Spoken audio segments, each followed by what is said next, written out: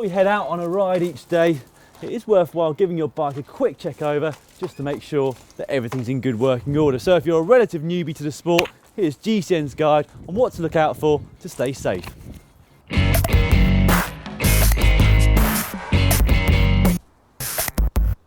The most important thing to check are your brakes. If you find you're out riding and you can't stop, well, you're going to be in some serious trouble. And all it takes is a quick spin with the front and rear wheel, pull on the appropriate brake lever and make sure that it stops. The other thing to look out for is brake wear. If normally you find you're coming back to here to brake and one day you notice that you're almost back towards the handlebars, it's likely that these brake pads have worn down quite significantly and they will need replacing.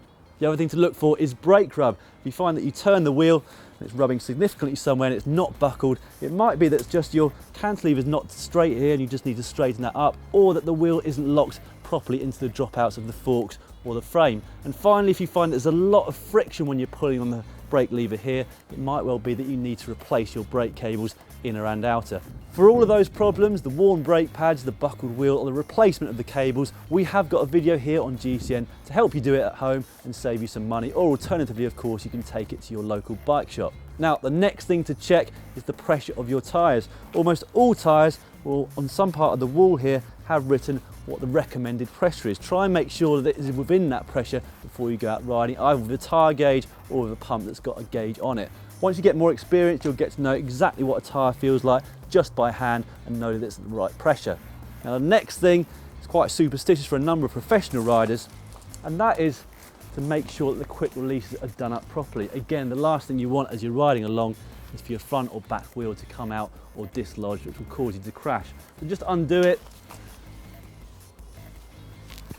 and make sure that it's adequately tight, both on the front and the back.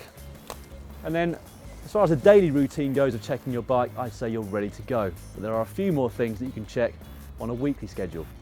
And the weekly check really doesn't take that much time either. The majority of it concentrates on the various bearings around the bike. So we'll start with the headset one. All you need to do is pull your front brake on. I'm British, so I've got it on the right here.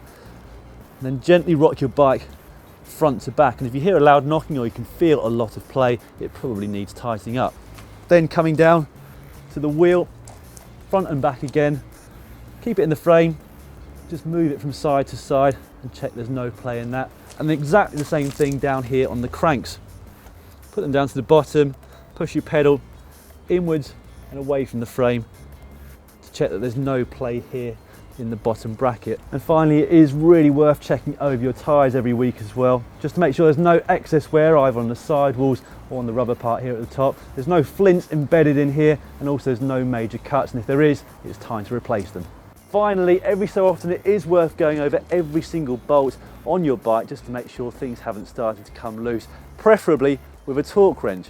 The most important bolts of all are these ones on the front of the stem. The last thing you want is for your handlebars to drop down, but again, these are probably the most important ones to do with a torque wrench. Finally, we've already done a video where we showed you what to take out on every single ride. But remember, if you punctured on your previous ride, don't forget to replace the inner tube.